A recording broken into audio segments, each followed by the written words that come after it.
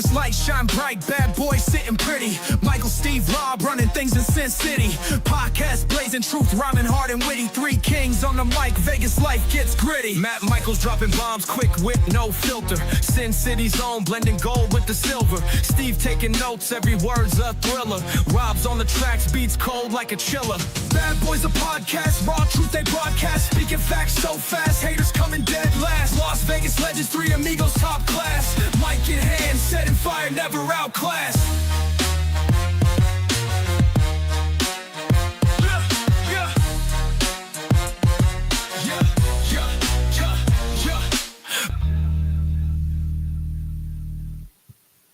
Hey everybody, Matt Michaels, Rob Bossolari, Sin City Steve, and our own Rome Simon Street here on the Vegas Badboyz of Podcasting.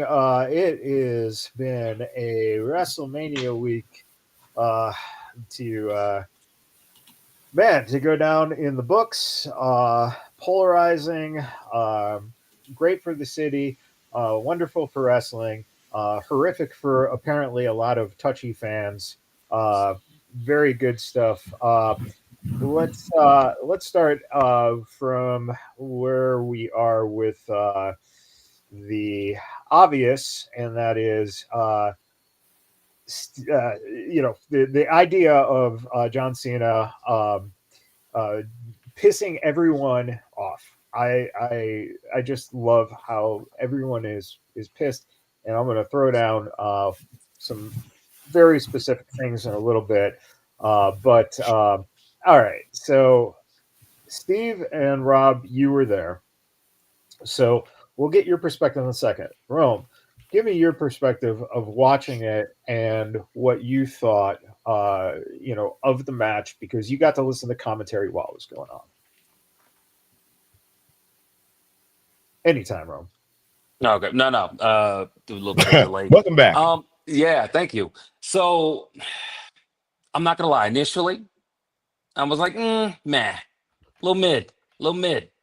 However, after I let the emotion out of my breath in about 30 minutes and had a CBD gummy, I had a recollection that I'm an educated, versed wrestling fan, so maybe I should just think about what was the promo that John Cena said the minute he went, Dark Cena.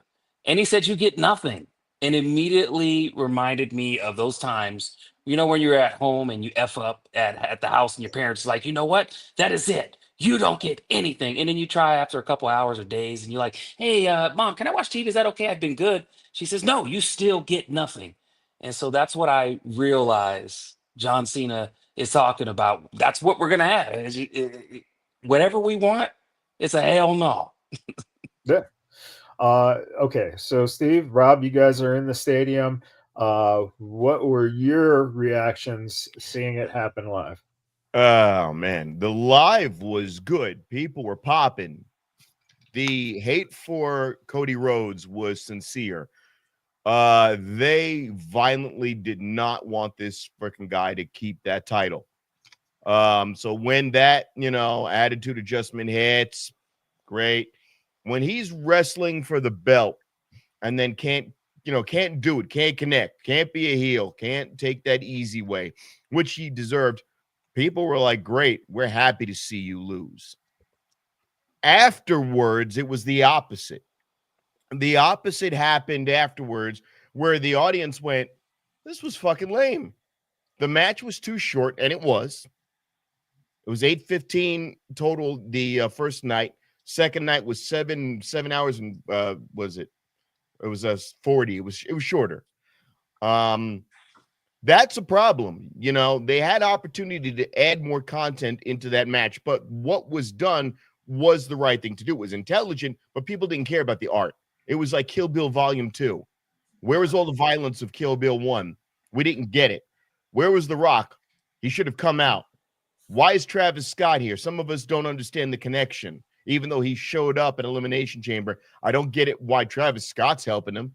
That was a one-time thing. Why is he coming out a second time? What is he going to accomplish? And it was lost on people. It was too artsy. I get why they did it. It was John Cena's Black Album. Get it, but the fans were not sophisticated enough to appreciate it. Hey, no need to get racist, Rob. I know half of you is. I did not say his African American album. I didn't say John Cena could finally see the N-word after dressing like Eminem for 50 years. You know, I can say it now. They said I could. All right, I got a hall pass. No, Steve, your thoughts. So, I mean, realistically, we all knew what was going to happen, or at least, you know, the path that they were going to take. I think that we postulated, every one of us on this show said that John Cena should win this match. The fact is, yes, that happened, but it was how we got there. You know, Rob, you mentioned the match time. To put it into perspective, this match was 21 minutes, 40 seconds. More than I would say it being, you know, long or short. I think that it was just not a well-paced match. But the thing that really stands out, there were some overtones, and of course he was never advertised as being on the show or anything of that nature, but it's WrestleMania. You just assume that if you're going to see The Rock on a throwaway episode of SmackDown or, you know, something like that throughout the yearly WWE calendar, that you're going to see him at the biggest show of the year. Okay. Just a thought. And from the rumblings of people that I heard in the stands around me, we were on the floor, and a lot of people after the match were like, what the fuck? There was no Rock, blah, blah, blah. The legitimate words that were spoken from fans just kind of left wondering what next. Right. Okay. So this is the beauty of the first thing. For a number of years, Steve has brought up a point that really bugged him, and that is WWE did not do long-term storytelling, right? Which is absolutely true. The WWE is now doing long-term storytelling. Here we go. And this is, if this happens, please know that it was said here first. And even some of these people are not even putting it out there, guys who have been around wrestling for a while, these so-called geniuses. We saw a couple things. The first thing we saw is that The Rock is the final boss. He is Emperor Palpatine. Okay? Palpatine,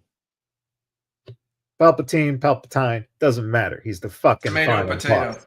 Right. Exactly. Rock, Roke, doesn't matter. It's the final fucking boss.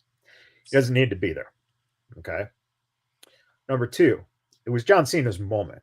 It was his WrestleMania, right? This is his final one.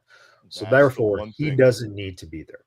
But number two, John Cena has famously been, shall we say, hated by people in the locker room, right?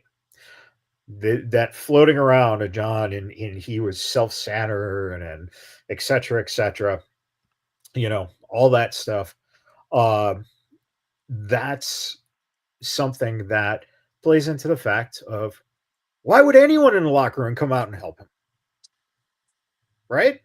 Why? Why would anyone help him? But the final boss sent his guy. And all that guy was a simple distraction, right? It was also a chance for Cody to get a payback for getting fucking potatoed. And they brought it up and announced, okay? But that set up the moment. The moment of John having that belt, Cody grabbing the belt. What did Cody do? John did this. The praying, don't hit me, please don't hit me. Like Ric fucking Flair. The guy he's about to surpass.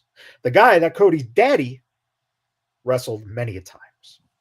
And Cody did one thing, what his daddy would do. The right thing. And he said, no, I'm not going to do it. Cena kicked him in the nuts, hit him with the belt, and won the title. Now, fans have been booing Cody, right? John comes off of the stage, goes to the interview, and basically is now this new character, the last real champion. He's going to ruin wrestling for everyone. The next 8 months, we're going to see this character who's going to wrestle different guys. Great. Cody, in the back of his mind, did I make the right decision? He's going to have to live with this shit, right? And what we're getting to is the fact that John Cena, this whole thing was about Cena going, you fans never respected me. You fans, I gave you everything, right? But as he comes closer to saying goodbye, now he's getting emotional. Now the fans are getting to him. And those cheers and applause and thank you are playing into that final bow. And now the young upstart, Cody, who's been doing everything right, been for the fans, etc., gets that opportunity one last time. He is going to wrestle John's final match.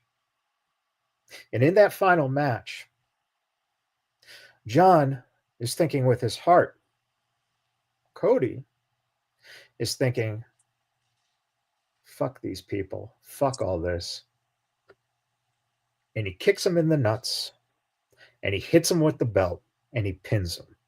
And he finally says the next night that John Cena was right all along. You fans, I did everything for you, but you fucking stood there and you booed me for the last year. He's right. But John got sentimental. He fucking fell for this shit, right? He played into your crap, but I'm not anymore. In fact, I did what my daddy would have done. And that's the reason he was never a champion. Because Dusty Rhodes listened to all you people. Me, I'm not taking it.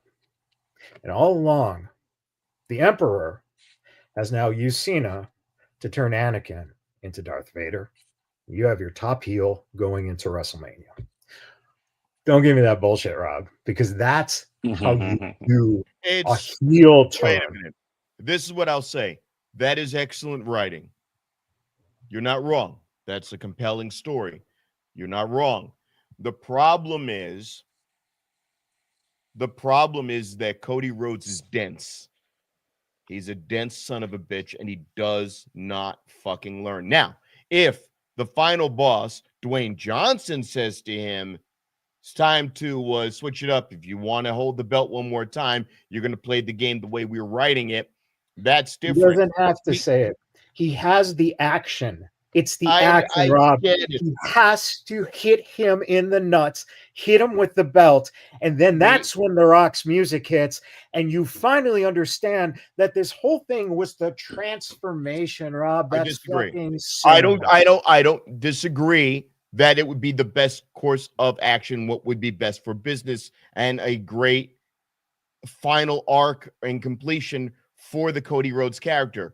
But I knew that it would not go down that way ever in your lifetime or mine when Arn Anderson took all of his shirts and ties and suits and all that crap and threw them in a bucket and said, burn them. You're not learning. And he still went back to that same stale character. It's his safe zone. But that was in a place they don't do that. I understand, but he's not going to do it. I don't believe that he'll do it. In the same way that hold on, wait a minute. In the same way that you swore to me that Bianca Belair on 3 separate occasions was going to have her heel turn, and it never happened. And I told you it was never going to happen. And you're like, no, Rob, it's going to happen. I know that's not. Wait a minute. You said she was a heel. She said she was a heel when she walked out during the Io Sky and Rhea match. Nope, she's not a heel. She's just coming out to survey the area. She wasn't a heel then. Then you said, oh, she's going to be a heel, and it's going to be determined that Naomi's going to call her out. Nope, she wasn't a heel then. Then the Naomi match. Nope, she wasn't a heel then. Then the 4th time, the triple threat, and she still wasn't a heel. And guess So what I'm saying is we still haven't got to the full arc of the story either yet of that. See, again, we're still going, well, this hasn't happened. This hasn't happened. But you told me it was going to happen those times. I'm still saying that eventually it will be revealed that Jade and Bianca is happening. Eventually the sun will set. I don't doubt it. But with Cody Rhodes is the guy who's got to go, wait a minute.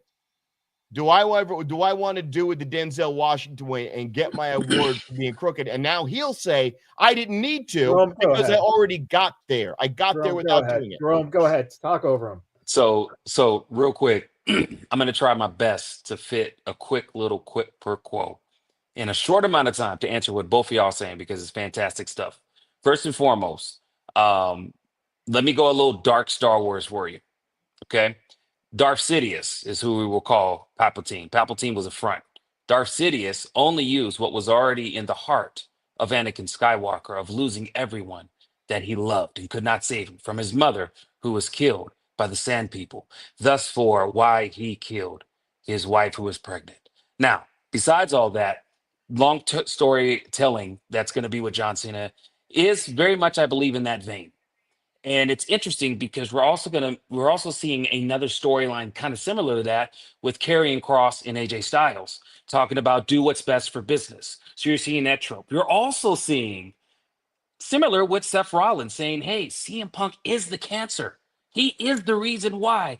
Roman Reigns, we put in all this hard work. We've been the pillar that's held up WWE through the COVID era, which they mentioned many a times in the announce team. So you're seeing these small nuggets. What I smell here is a little bit of a revolution. And with regards to Bianca Belair, they are waiting for that, because let me tell you, other than the fact that she likes to skip down that ring post, that woman has heel heat, pun intended.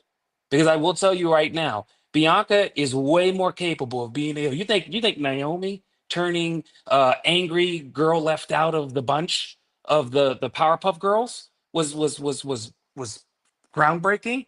You ain't seen nothing without Bianca Belair. Let me tell you right now, there's a mean streak in her that's gonna be crazy. So hopefully I did a good job of kind of mentioning both of those. Keep on, guys. I keep on. This is entertaining for me. So, Steve, why does this all turn out to be Vince McMahon pulling the strings, and it was revealed that he was the higher power all along? So, you know what's funny as shit is, not to totally derail the entire conversation, but at night too, I swear when Stephanie was up in front of everything talking about family and all this, in the back of my mind, that was the first thing that I thought. I was like, oh shit, she's going to talk about burying the hatchet and bring out fucking Vince. Thankfully, that didn't happen. But I swear to God, I was in a mindset, I could so see that shit happening. You missed me. And of course, you'd have fucking 50,000 idiots that would go ape shit for him. But no, like as far as I now own TKO and AAA. Those Mexicans work for me.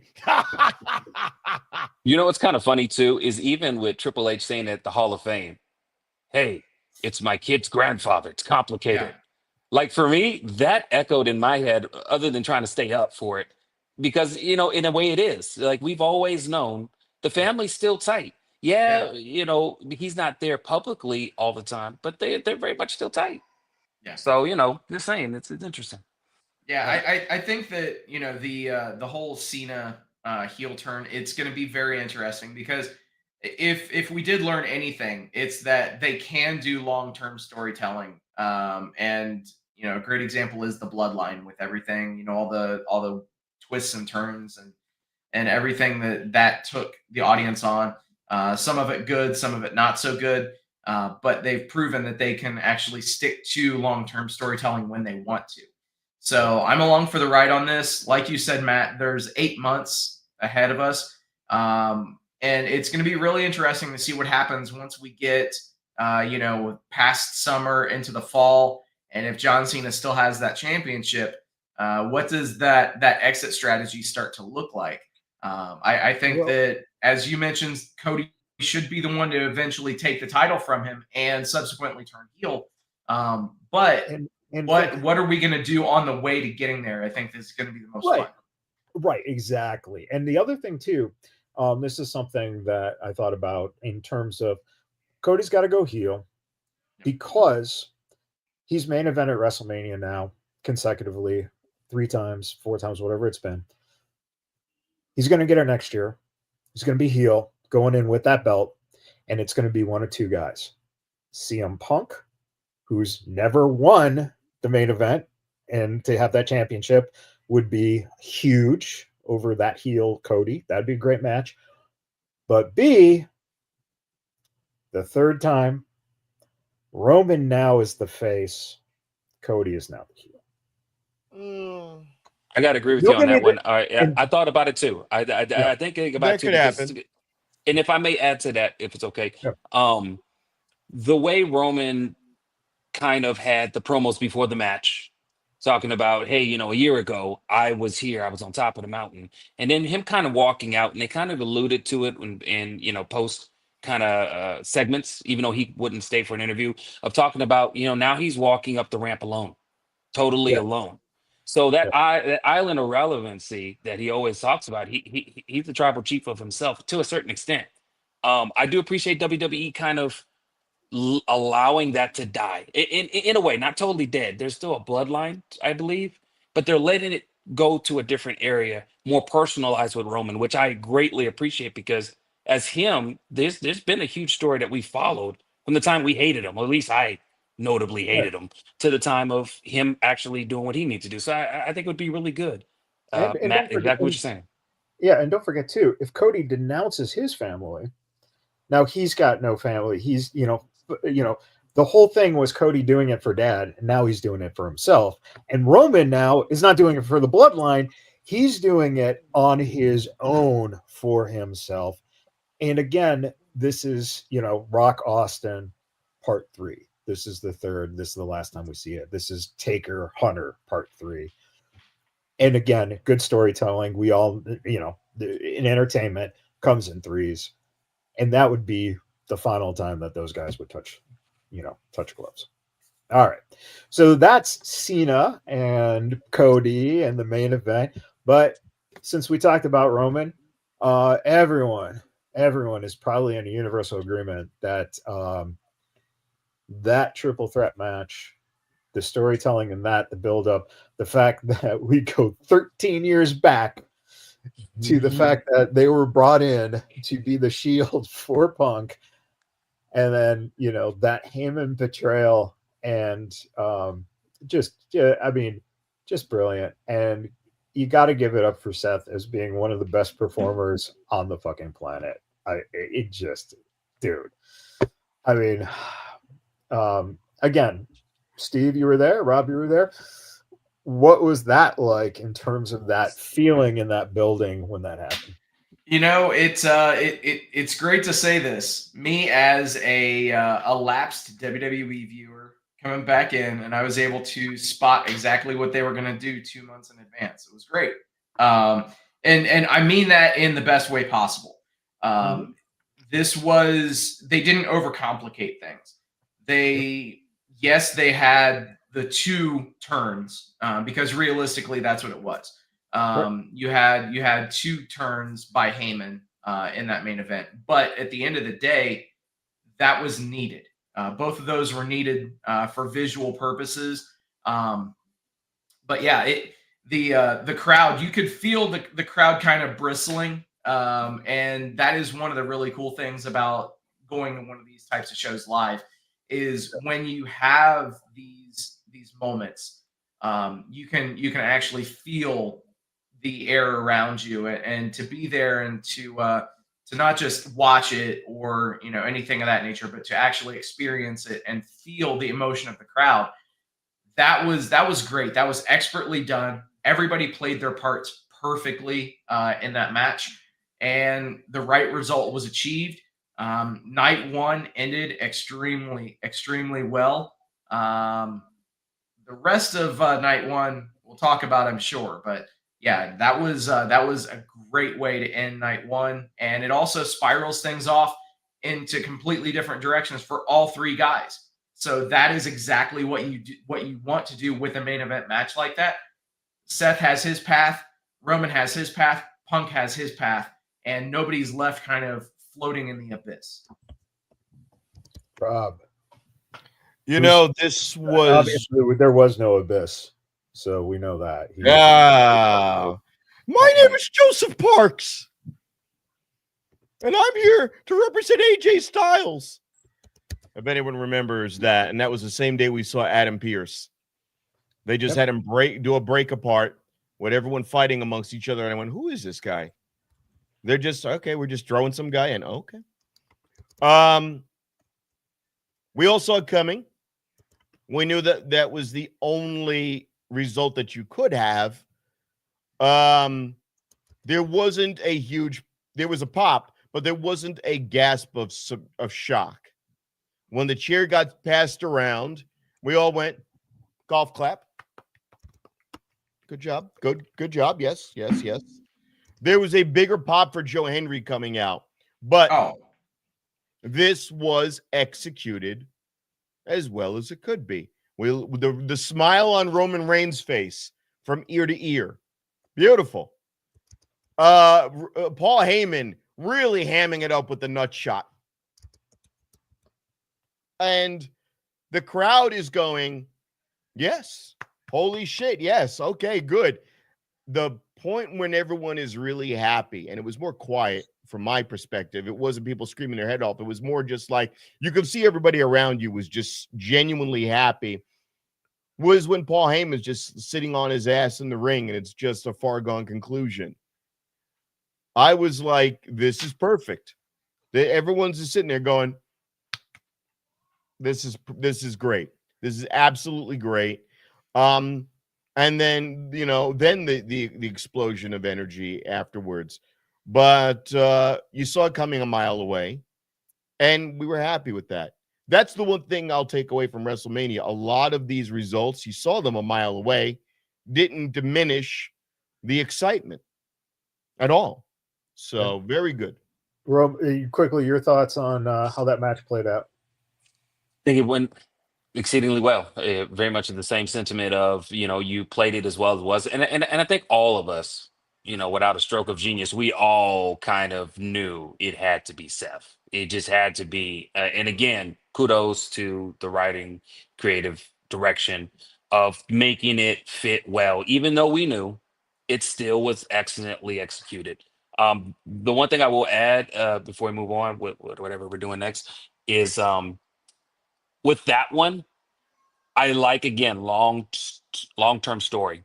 Right. Seth has been going on in Elysium for probably since Punk came back, and even before Punk coming back, before we knew he was even confirmed to come back. He would say it all the time. So, you're going to cheer for this guy that left. He doesn't care about you. And again, taking those small nuggets like a pearl in a necklace and piecing it together, pearl by pearl by pearl, until you have the complete necklace of beauty. And that's, that's all I can say. Okay. So really, at this point, thoughts on other matches. We're going to kind of keep it brief, keep it moving. So, Steve, you kind of said night one, give me your take on everything else that you want to quickly touch upon what your thoughts were. So the night got started extremely well with Jey Uso winning the World Championship, the World Heavyweight Championship. That was exactly what we said needed to happen. The crowd was intense. When things looked like they were going in a particular way, and then as that match reached its climax, you could feel the crowd just roaring with that.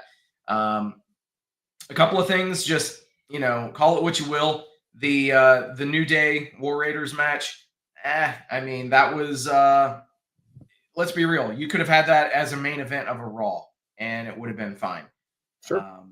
Not talking shit about any of the guys involved in that match, but it just didn't feel like a WrestleMania match.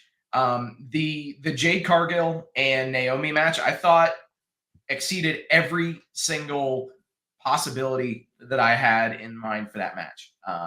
I didn't go into it with a ton of expectations, but they surpassed what expectations I did have. So I thoroughly think that Naomi is extremely underrated in ring as well. Sure.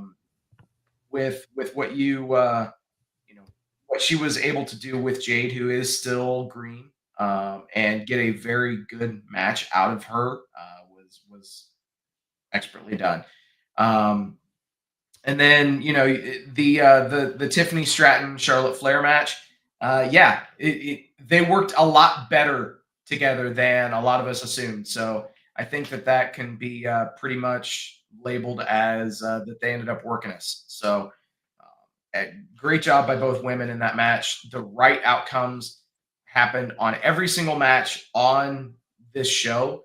That was something that one of my major takeaways from both nights is the right people won in every single match. I called Bianca walking out with the women's championship in the three-way. That didn't happen, but night one especially, every single person and every single winner was correct. Yeah. And Rob, night two. Night two. Say his name and he appears. I believe I've got no vocal cords. That was oh my God. Everybody that I was sitting with and everybody wanted it to be Nick Aldis. We had this conversation. They wanted it. When this guy comes out, the pop is incredible. It was a fun match. Everyone's happy. No losers in that match. The Logan Paul match. Didn't give a shit. Yes, Logan Paul can wrestle. Didn't give a shit. It was more of AJ Styles not tapping into him, to who he could be, and the fact that he could have easily had won that. Great interaction with Karrion Kross. That's going to be the feud. Can't wait. Karrion Kross can do great work. More to come from him. I'm anticipating that. So good laying the ground. He actually just went viral for a post-match promo that he cut, which was fucking great. If you haven't seen it, I highly recommend seeking it out on any of the WWE socials. It's all over the place right now, and please tap into that more. WWE. He's a talker. And hold on. He also ended it by saying "killer." Yes, he did not say Karrion, and if that means what it means, I'm over the moon with it. Oh, let's go. So we get to see the assassin character. That would be that we saw in TNA where he comes out bald with the trench coat. Oh my God. I like his hair. He has good hair. I'm gonna miss his hair. I gotta be honest. Whatever. Who cares? Let's not focus on wardrobe and hair. What are you fucking girls talking about? Okay. Jesus Christ. Sorry. Scarlett was pissed in the interview, and he was pissed. That's the key. Yep. He told the guy in the truck in the tie to go fuck himself. He said, "Fuck you." He told that this is shit. He told that being a company guy and doing what you're told and getting the fucking Bane mask and all that shit is bullshit. He went into the truth. This is what Cross does. This is why he's brilliant. This is why Hunter loves him. This is why he's still around and wasn't released. Now let's see him on Raw and let's see him tear it up with AJ Styles and then go beyond AJ Styles, because he should go beyond AJ Styles. He's more than has the ability. I'm trying to redraw night two, because night two really was about the Cena match. Io Sky was. I was going to say that. The triple threat match. She deserves to win. She deserves to win. She has the ability. Thank you for starting my brain. It really was what you wanted to be. The two strong women ignoring her at their peril. They never gave her the time of day, and she hit spot after spot after spot. And in the post conference, she comes in and literally says something to the extent of, "I'm still champion," and then she leaves because they didn't want to give her any questions or anything. It was fucking great. That was awesome. Dominic Mysterio is now the fucking champion, the Intercontinental champion, and he gets it off the back of his brother in the Judgment Day. You could not have had a better way to win it than get it off Finn Balor. And according to Dom, 30 minutes having the title in, he is one of the greatest Intercontinental champions of all time, which is fucking brilliant. This guy is amazing. I love the man. Becky Lynch coming back. This is purely to elevate Lyra. This is 100%. A great move. Great move. Yeah. 100%. and gives again. I think we're going to see Bailey now find a partner, and Bailey's going to take a younger person, turn heel, take a younger kid, elevate her a little bit. So we're going to have a double elevation by two of the best in the business. Fucking smart if they do that. Does this end Judgment Day now? That's a great question. I honestly, my feeling is Dom's been talking about it for like a month. They And need the a new new member. member. I think Dom takes over Judgment Day. Finn's out, and this is Dom's Judgment Day, which is And then he gets to hire the other person that he wanted. I want to bring somebody in. right. Mm-hmm. He can do it now. Well, we might see that tonight at Raw, which He's got the gold. Steve and Rob are going to be at Raw tonight, so it's going to be interesting with Judgment Day. They already told me what I'm going to be eating tonight, so it's like $1,000 to spend. It's going to be insane. I'm not even going to be watching. Eat the lobster tail nachos. There you go. Oh Jesus! Oh man! Just don't eat the nacho tails because they naturally Ooh. taste. Don't be eating them. Yeah, Just suck on them. It was like the raunchiest white dad joke ever. Like you're just like, I need to make a dad joke. It was the extra look that he put with it, kind of like extra selling it, like that creepy uncle does sometimes. Okay. Kind of push through Romania a little bit. The next, because we want to get to Tits and ass. we want to get to tits and ass, of course. So let's talk a little bit about Stand and Deliver, which I was at, and boy, there was a lot of tits and ass because Ava came out at the beginning during the pre-show and said something that didn't even register in my mind until it was like, oh fuck yeah. So between the pre-show match, which was the 4 tag teams, right? That was 8 women. You had the ladder match with 6, and you had a main event women's match that had 4. 18 women appeared on the show, which was more than the men on the show. Fucking phenomenal. That's how good that is. Let's see. Could Bailey bring Roxanne? Ooh, that's a great call since they've been squabbling. And Roxanne, it's her time to go up. Roxanne pretty much just walked out on Cora. Great call. That might be where that's headed. That's fucking amazing. Stand and Deliver, the energy in that building was amazing. Ricky Saints. Oh man. The crowd, when they started chanting "Thank you, Tony," it was amazing because you want to talk about missed opportunities. And again, not the fact that those guys weren't good in AEW, right? They were just misutilized. You had guys, who got raised and then they disappeared. And now we're seeing what that equals. All right. Now you just need to get Athena into NXT or Ember Moon. I don't know. But the one thing I didn't need to see is her lose to Monet. Yeah. Let's go. The first time she's on the fucking big stage, has a great match and loses to that egotistical piece of shit. Okay, cool. I'm cool. I'm not mad. If I may, one good match that I liked was what about the NXT Women's North American Championship ladder match? I thought that was pretty well utilized using the ladder. I thought it was great. It was obviously Soul Rico won, which was who I wanted to win. So that's going to be really good.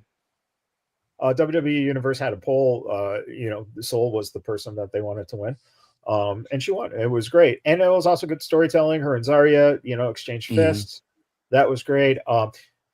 Kalani Jordan, who no one wanted to win in that building, did some remarkable stuff.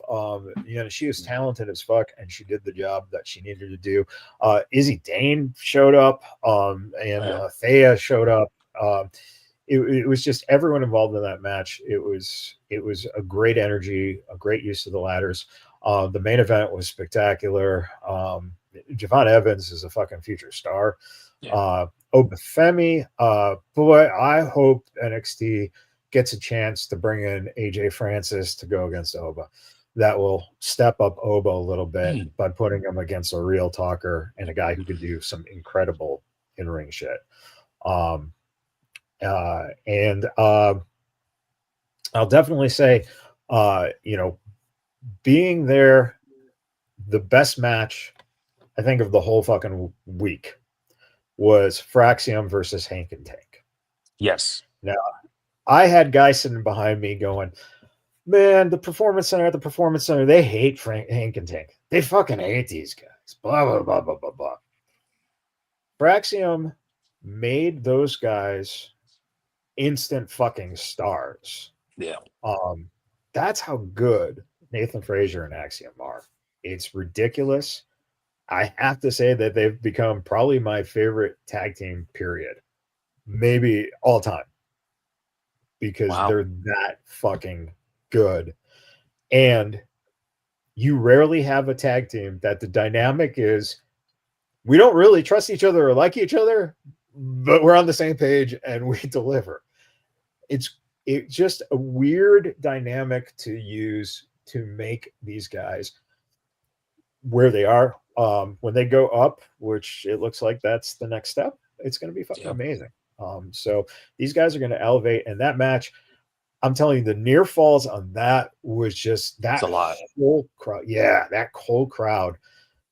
It was just unbelievable. And then the perfect storytelling in a match. So well, they even talked about them learning, if I may, Hank and Tank, how they've learned some lessons. And that's something that they talked about, NXT after NXT, on Tuesdays, just saying, hey, we've learned some things. And to see it play out like that, really, if you are behind Hank and Tank, you want to see that. You want to see them get paid their dues. Yeah. So, Stand delivered on that aspect. All right. But I wasn't talking about that. I was talking about TNA. Well, I was just what the tits and ass. That's what I thought. Yeah. The tits and ass was because we called it back in the day. Right now, Rob and Steve were at TNA with myself, and again talking about delivering. TNA fucking delivered one hell of a show. Now I know, Steve, you are a fan of. If y'all don't know Steve will weekly text me and say, you know what we need this week from any show is a good Japanese barbed wire death match. Just every week. It's like, Steve, I think you had a little emotional issue here. Alex Scoop was there too. Hey man, I'm a sicko. What can I say? Yeah, Scoop was there right next to Steve. Yeah, and I'm sure, Scoop, that Steve was saying to you, boy, if they do this every week, I don't care what company, this would be just. If we staple a guy's tongue to a door every week and then smack it off with a steel chair, of course. Oh, Lord of mercy. Steve, did you catch part of that tongue when it flew out into the crowd? I reached for it, but I just barely missed it. Chalk it up to me being uncoordinated.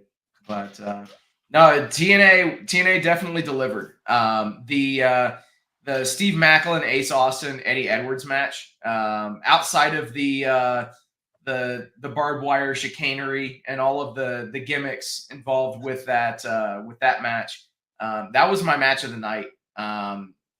Macklin, Austin, and Edwards all looked very good. And it's funny you say that, because my match of the night was AJ, Young, and Macklin. Yeah. So I think we're on the same page of what was going on. And Rob, I don't know what you're showing. Is that a dick pic? Yeah. Well, are you calling Steve Macklin a dick? Because that's what's a pic of. Oh, is that you and Steve Macklin? Oh. Yeah.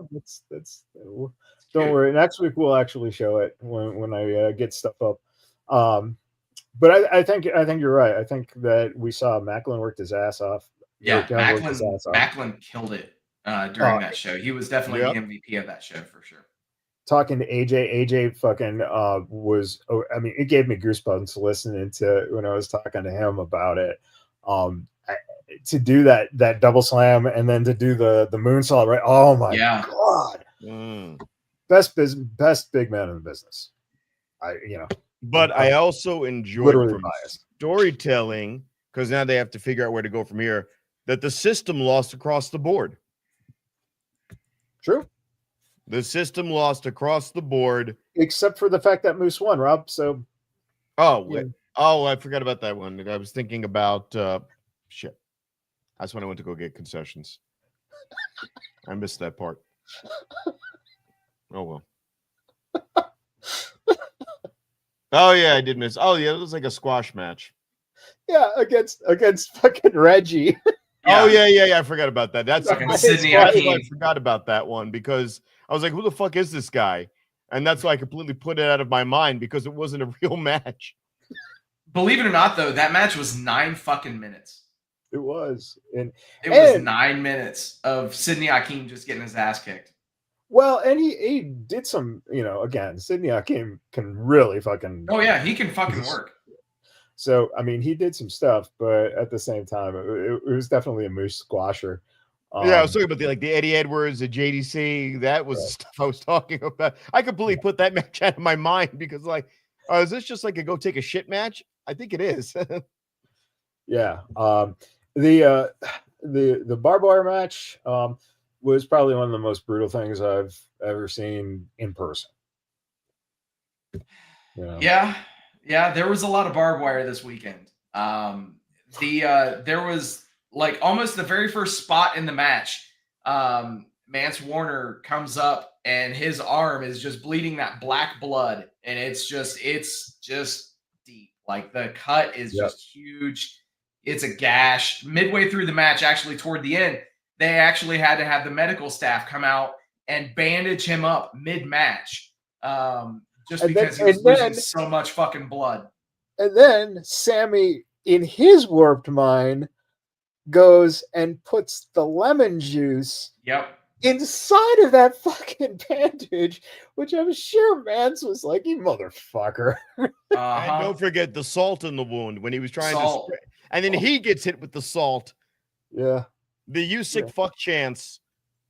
Again, that was one of my favorite shows of the week. I even liked that match better than the WrestleMania matches because it was a guilty pleasure. It was it was exactly what you want. It was like backyard wrestling insanity. Yeah, I thought it should have been the last match. Yes, I agree completely. It overshadowed the show.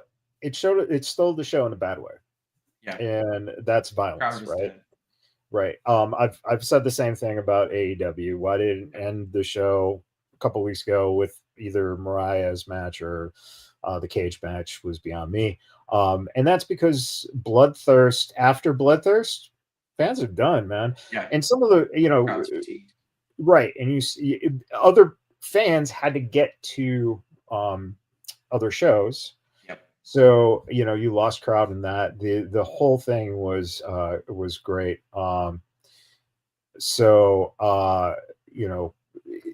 It shows again, TNA is on the right track.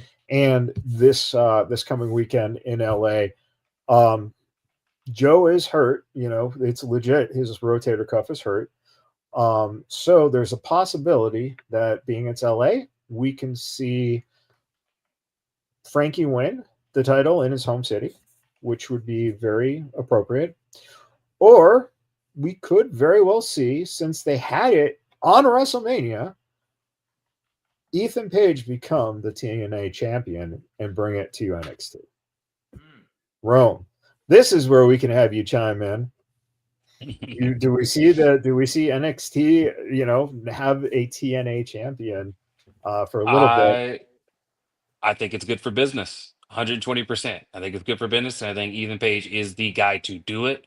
Because if you think about it, for me personally, he's someone that can straddle that line, both TNA and NXT, and almost to where it's seamless. Like the guy's brilliant. Yes, let's do it. Let's call somebody. Somebody watch the podcast. Make it happen. I'll call the president, who I now know of TNA, and ask him. Okay, so just for American Bam Bam, we're going to restart and let's go over. Okay, so let's start on WrestleMania Night 2. He thought it was shitty, so let's start with Cena and Cody, guys. What do you think about? Okay.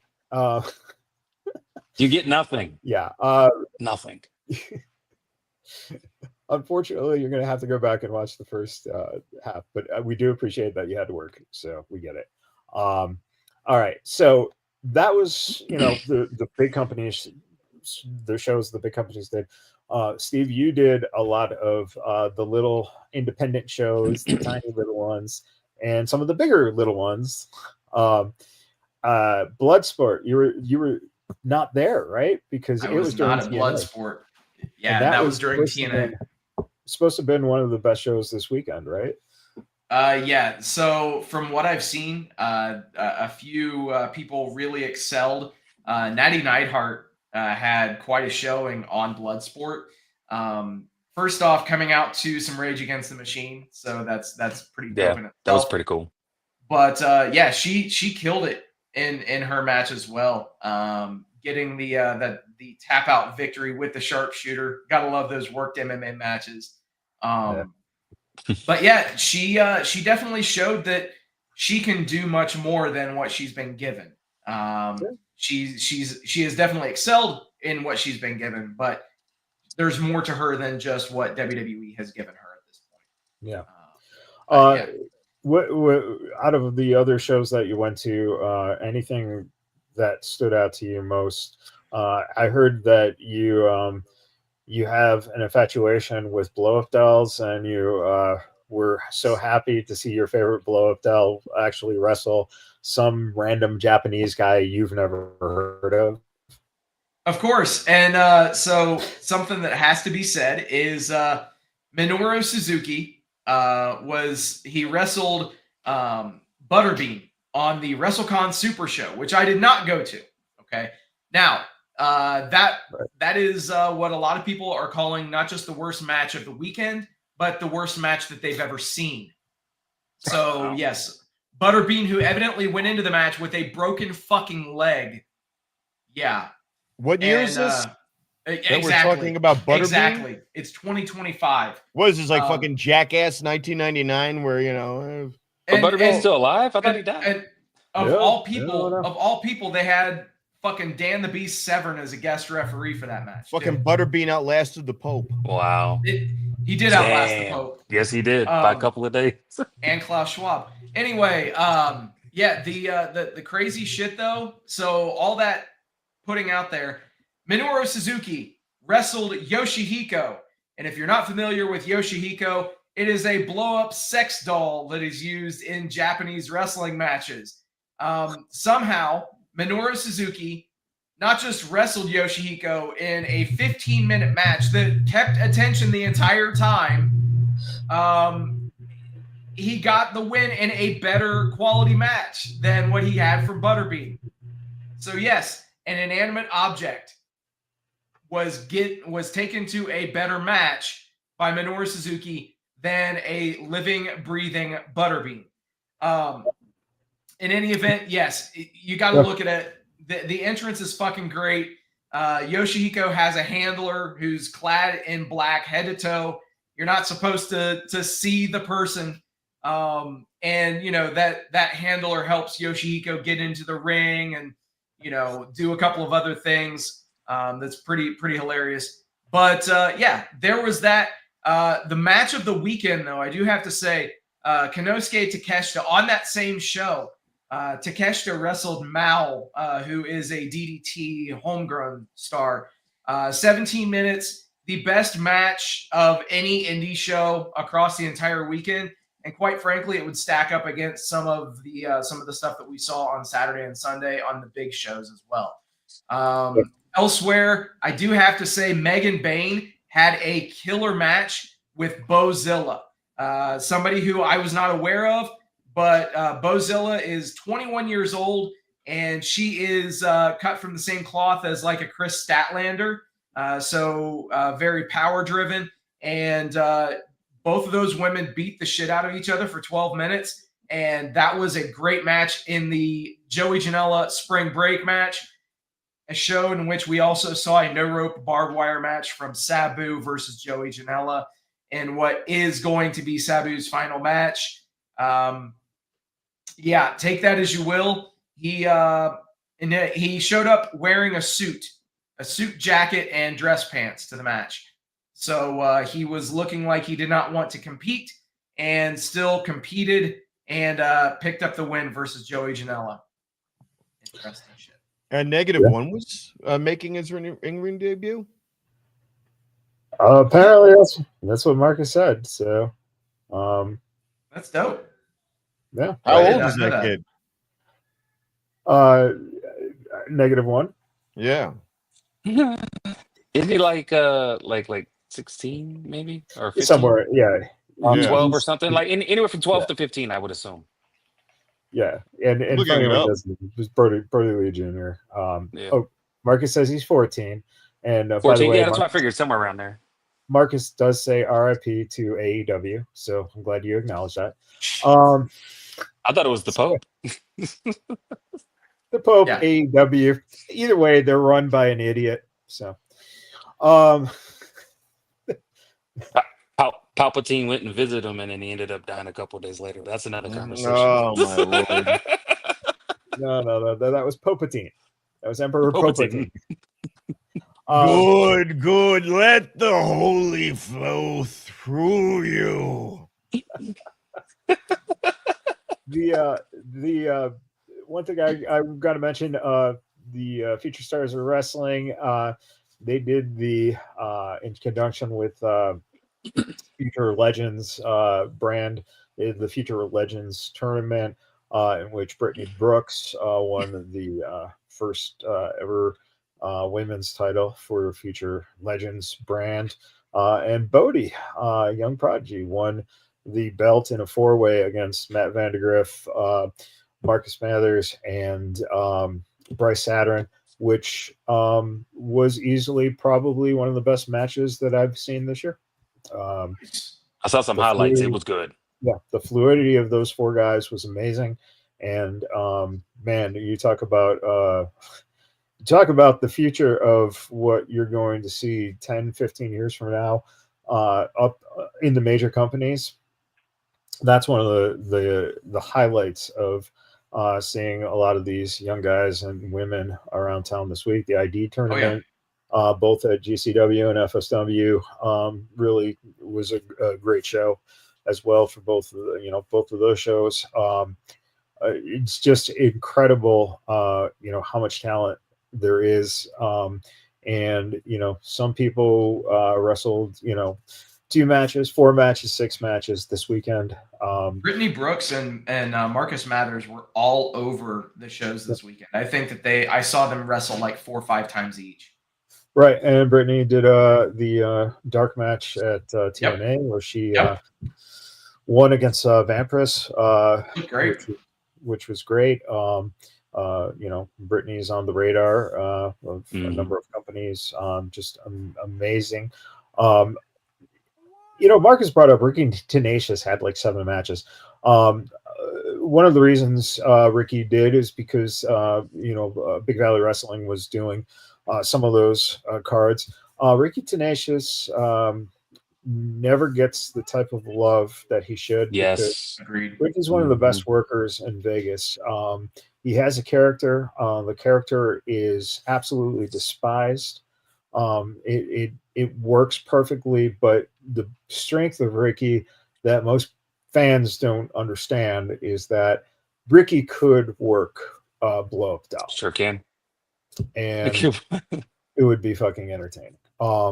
Because he knows what he's doing. And that again, that's the spotlight on some of the Vegas guys. I know Greg Sharp had like 4 matches this weekend. Vandegrift was out there. Maserati was out there this weekend, had a tag match against Brittany Brooks at FSW at the ID show. That was great. And then you saw, Maserati at WrestleCon, along with some of the, other independent people who showed up at WrestleCon, which was nice to see. Chris Bay got a chance to do WrestleCon. Chris Bay was the one who brought out Brody Lee Jr. and introduced him into the ring. It was incredible. I'm watching the video right here, and the kid put on a match. He executed. And that goes to Brody Lee Jr. When he was training with TJ, and so TJP or TJ, Natty's husband, TJ Perkins. Yeah. I say TJP and then gets confused with TJP. But TJ Perkins and Chris are friends, and they respect each other very well. TJ was training Brody. Brody was wearing a Chris Bay shirt, during the training. So there's that connection. And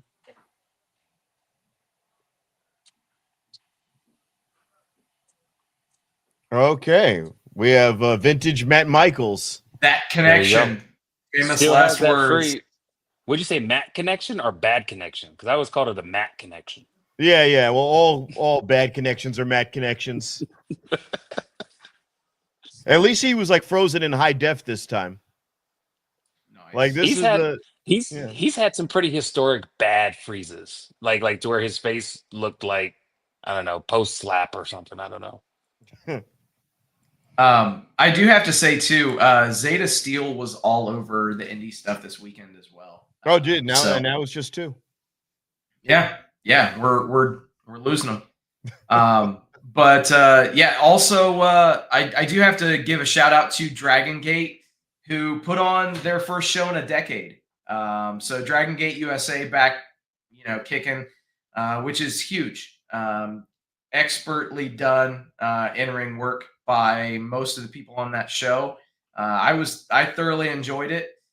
We even had one of the highest spots of that show. Rich Swann and Willie Mack defeated Ben Kay and Hayo. And then also Alec Price and Jimmy Lloyd were involved in that match too. Rich Swann and Willie Mack are such a great tag team. They have such a chemistry in the ring. They could be on NXT. They're another NXT group I could see easily on NXT. Yeah, I completely Willie Mack agree. is so flexible in the ring. His abilities are he's a high flyer, but he's not built to be one. Yeah. The elsewhere on that show too, ended up seeing, of all people, in a 6-man tag, Ultimo Dragon was on that show. Ultimo Dragon, El Kukui, and La Estrella defeated Sovereign, who is a group that they're trying to get over with GGUSA, Evan Rivers, Judas Icarus, and Travis Williams. But yeah, interesting to see some vintage names being brought out there for the Mania week. Ultimo Dragon, we already mentioned, some of the other people as well. But yeah, were there any other shows that you checked out this weekend, Rob? No, I stayed with the TNA, SmackDown, both nights of WrestleMania, and in a couple of hours I'll be heading to Monday Night Raw, and I'll be in the Hyde section of T-Mobile, which means nosebleeds, but nosebleeds with style. There you go. Absolutely, man. What did you think of SmackDown leading into Mania? Do you think it was a real show? There was nothing. There was really the big thing I was hoping for, but it was stupid to expect, and they probably set it up at the last second, was when Randy Orton came out and cut his promo. I'm going, all right, we're going to find out. You got to give me something. Nope, not at all. Nothing. And it was better that they did do that. I agree. I agree. There was nothing. I couldn't remember that Moose had a match, so I'm definitely going to not remember what the hell happened on SmackDown. Yeah. And perfect timing because we've got Matt Michaels any day now. See, this is what happens when you have CenturyLink. Right? You have a great time tonight. Yeah. With that, everybody, thank you for hanging out. We'll do it all again next week. Till then, happy wrestling. Rolling up the strip under neon lights. Podcast mic is glowing in the desert night. Matt Michaels leading with the swagger tight. Sin City Steve right by your side. Alright. Rob Larry dropping truths, no fear. Broadcasting stories, make it loud and clear. From the Fremont edges to the Bellagio sphere. These bad boys